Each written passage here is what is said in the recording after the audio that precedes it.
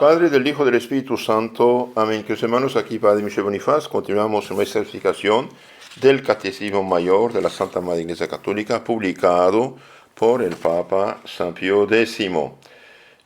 Hoy vamos a hablar de los primeros discípulos de Jesús y su primer milagro en Cana de Galilea y elección de los 12 apóstoles, párrafos de la tercera parte del Catecismo 93 a 95. Hemos dicho en la charla anterior que nuestro Señor a los 30 años se presentó delante del precursor del Señor, Juan Bautista, para bautizarse. Y hemos dicho que hay dos bautismos que no tienen nada que ver uno con otro.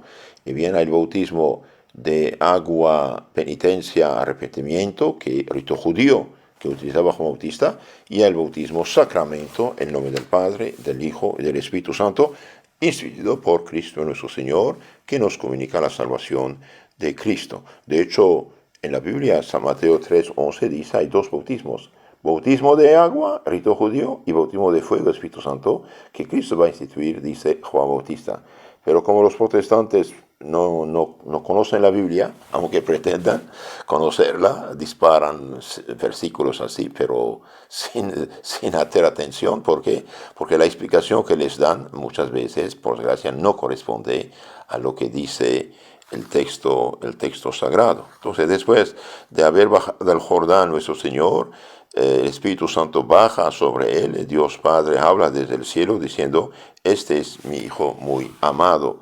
Y después aquí nuestro Señor revela el dogma de la Santísima Trinidad y santifica las aguas del Jordán para que fueran instrumento de nuestro bautismo sacramento. Después va a ayunar 40 días y 40 noches, ser tentado por el demonio, y el cual está vencido por Cristo, y estas tentaciones están para enseñarnos a vencer la tentación.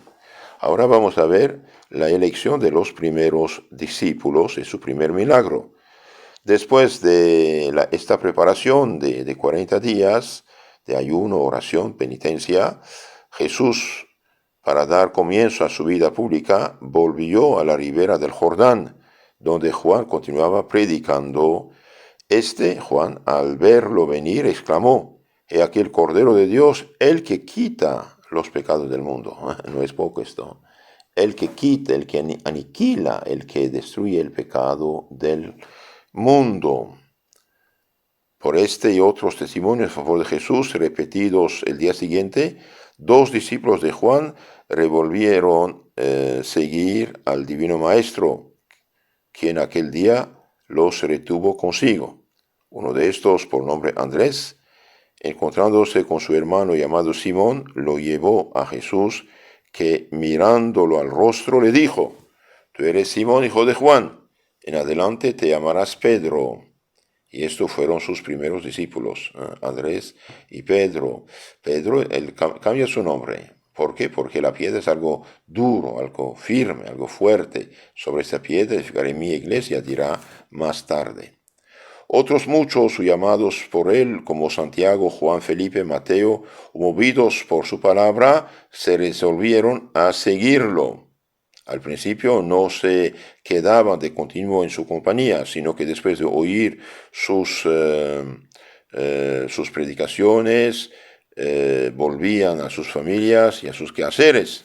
Solo algún tiempo después lo dejaron todo para no abandonarlo ya más. Con algunos de ellos fue una vez convidado a unas bodas de Cana de Galilea, a las que también había sido invitada su madre María.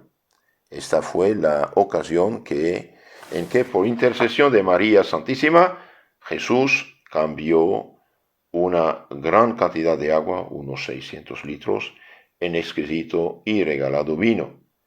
Este fue el primer milagro que Jesús hizo, por el que manifestó su propia gloria y confirmó en la fe a sus discípulos.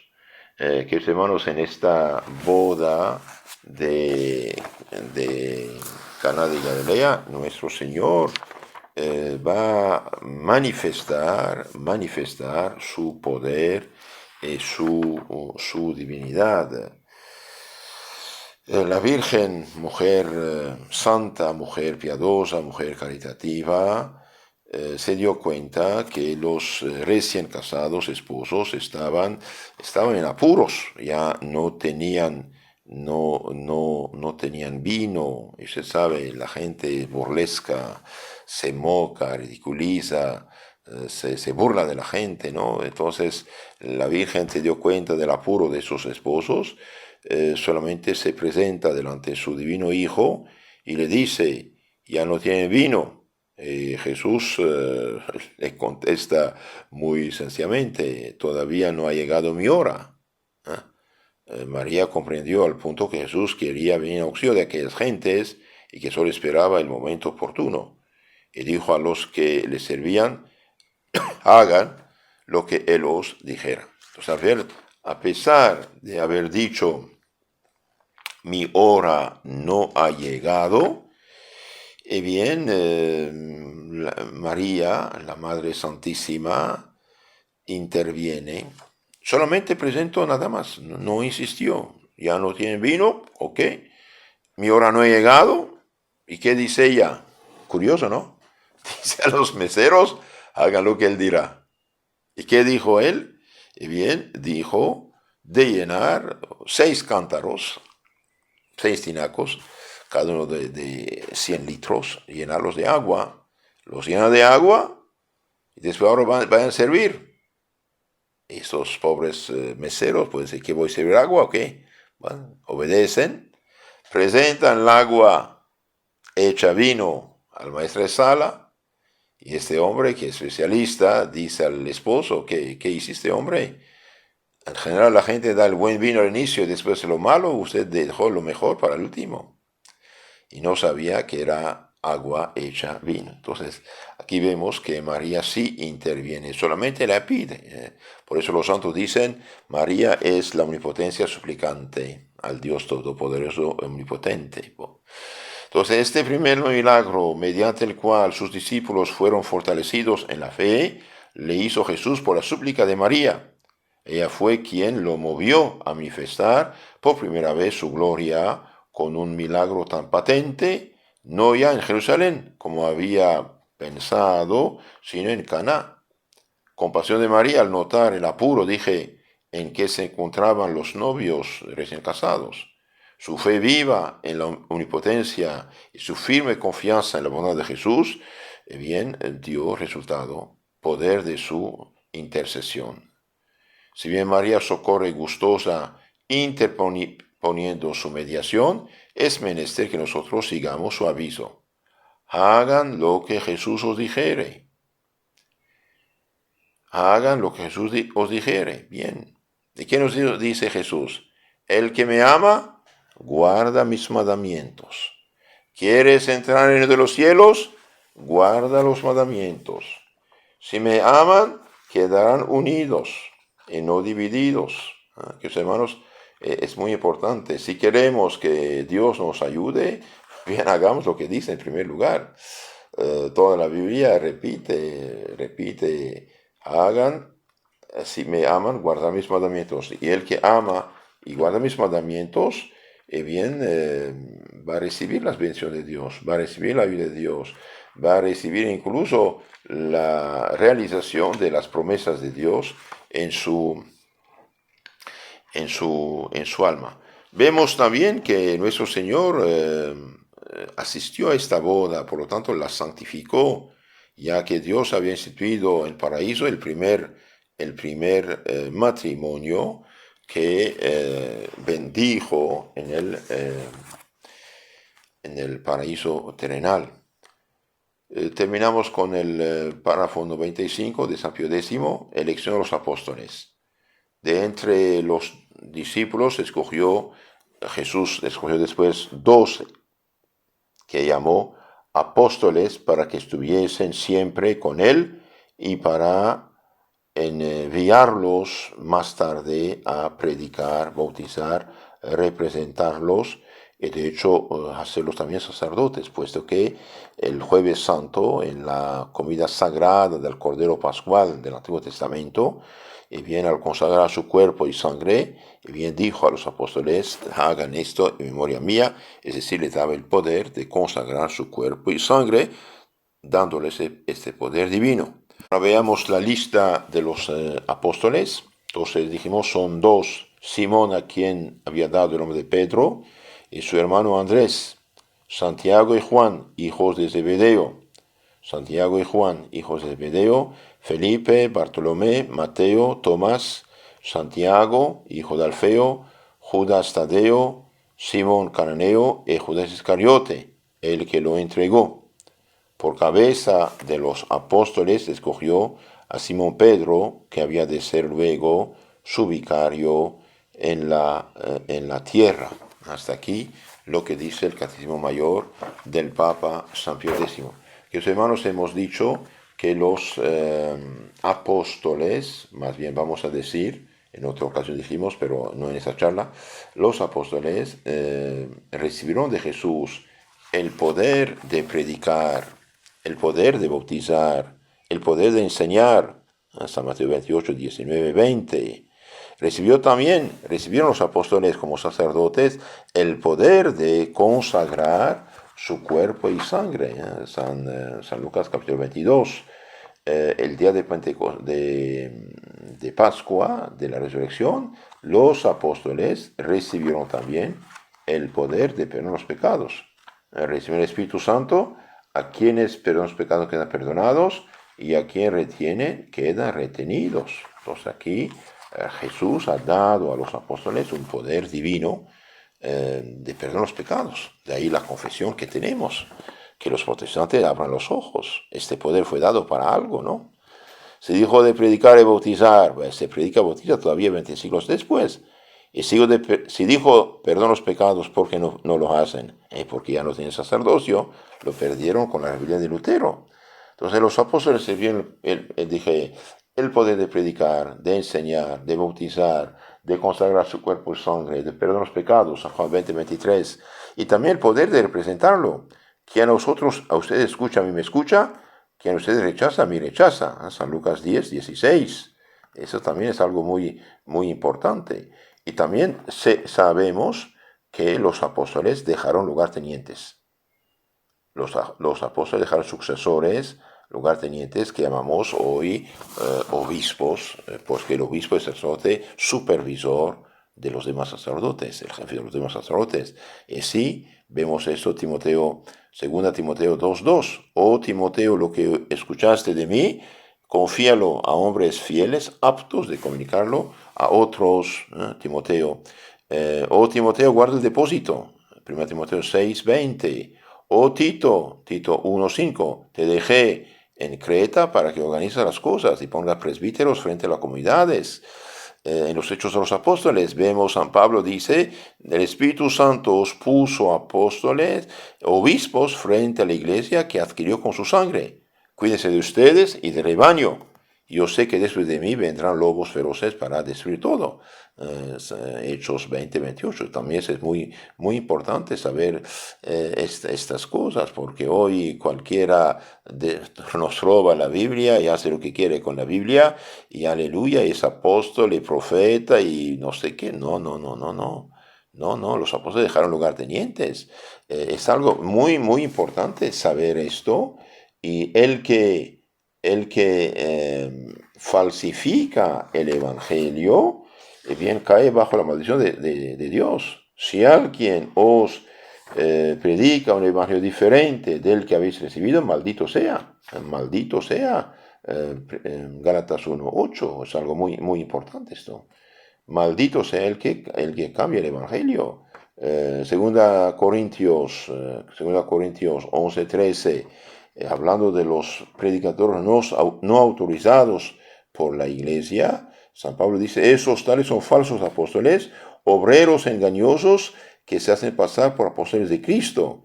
Y no es maravilla, el mismo Satanás se hace pasar por ángel de luz. Eso también es importante saberlo. La iglesia, dijimos, fue organizada y dejada organizada. Cristo dejó las cosas en orden, dejó las cosas en orden, no dejó un libro mudo para que cada quien haga con él lo que quiere. Por ejemplo, San Juan 21:15, ¿qué dice? Pedro, ¿me amas? Pastorea mis ovejas, pastorea mis corderos. Es sumamente importante decir esto y saber esto. También capítulo 15, 24, 25 de los Hechos, unos cristianos judíos de Jerusalén van a perturbar la comunidad que está en Antioquía. ¿Y qué dicen los apóstoles? Gente sin nuestro conocimiento, nuestra autorización, fue perturbar ustedes, no les hagan caso.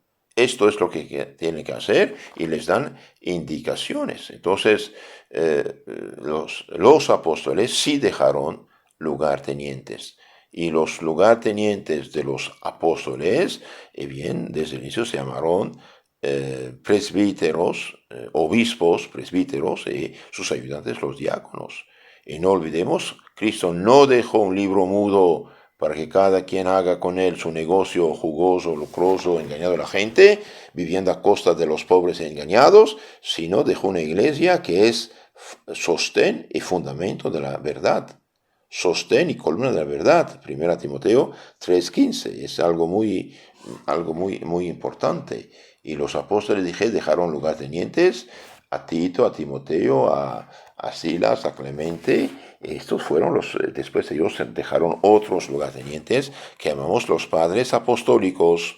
Los padres apostólicos, es decir, los discípulos de los apóstoles, los primeros obispos, sacerdotes, discípulos de los apóstoles, entre ellos San Ignacio de Antioquía, extraordinario hombre, martirizado el año 107. Y San Policarpo, discípulo de San Juan, apóstol en Esmirna, pienso fue martirizado en el 156 después de Cristo. Entonces Cristo dejó los apóstoles. ¿Y qué dice San Pablo?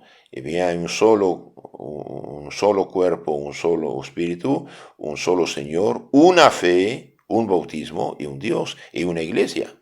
Tú eres Pedro y sobre esta piedra mi iglesia, no dijo mis iglesias, mi es mi, no puede haber mis, es mi iglesia, una iglesia. Por lo tanto, el mayor pecado que puede hacer un hombre es falsificar el evangelio, es desviar la gente del camino de la salvación y es hacerse pasar por disque profeta, disque fundador de secta, disque que tuvo un sueño y los apóstoles vinieron a ser los sacerdotes de noche. Estos son invenciones.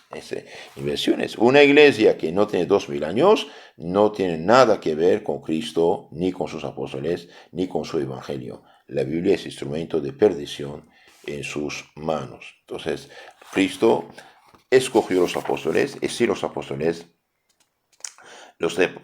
dejaron lugartenientes y los constituyeron protectores, defensores de la fe comunicada. Oh, Timoteo, guarda el depósito. ¿Cuál depósito? El depósito de la fe. El depósito de la fe. 1 Timoteo 6:20. Y le pide de transmitir a hombres fieles lo que él había oído de San Pablo. Entonces es importante de notar que este depósito, San Pablo, lo confía a hombres vivientes y no al papel mudo, muerto, que no habla y que puede ser manipulado y causar la ruina espiritual de las almas en nombre de Dios. Por lo tanto, rechazar las autoridades sucesoras de los apóstoles, que están únicamente, exclusivamente en la Iglesia, una Santa Católica Apostólica, es rechazar a Cristo mismo, porque dijo, quien os escucha, me escucha, quien os rechaza, me rechaza. Recemos por todos estos hermanitos separados y esperados y engañados que regresen a la fe católica. Y suplico a los católicos, vivamos cristianamente, en caridad, en bondad, en castidad, en ejemplo, sin escándalo, viviendo el Evangelio. Hoy muchos católicos viven, actúan, se visten y obran como paganos. Y ese es el problema. Y los sacerdotes no tienen derecho de decir que no hay problema, pueden salvarse en cualquier secta, no es verdad. Si alguien os anuncia un evangelio diferente del que habéis recibido, maldito sea, anatema sea. Gálatas 1:8, ¿no? El que no come mi cuerpo y no bebe mi sangre, no tiene la vida eterna. Ay, caray. Entonces el hecho de no recibir la Eucaristía es ser excluido de la vida eterna. El que no come mi cuerpo y no bebe mi sangre, no tiene la vida eterna. No es poco esto, no es poco. Y los protestantes, por desgracia, por culpa del orgulloso Lutero, no tienen sacerdocio, no tienen misa, no tienen el cuerpo y sangre de Cristo. Lean en finales del capítulo 6 de San Juan. Es muy importante esto. Queridos hermanos, si quieren conocer más, mejor su fe católica, suscríbanse por favor a nuestro canal Catecismo Católico Tradicional y háganlo conocer y reenvíen estas charlas a sus contactos para evangelizar a sus hermanos y que salgan de la ignorancia religiosa. También tenemos otro canal, FSSPX Costa Rica, donde tenemos muchos temas muy interesantes. Que Dios los cuide, la Virgen los bendiga. Amén.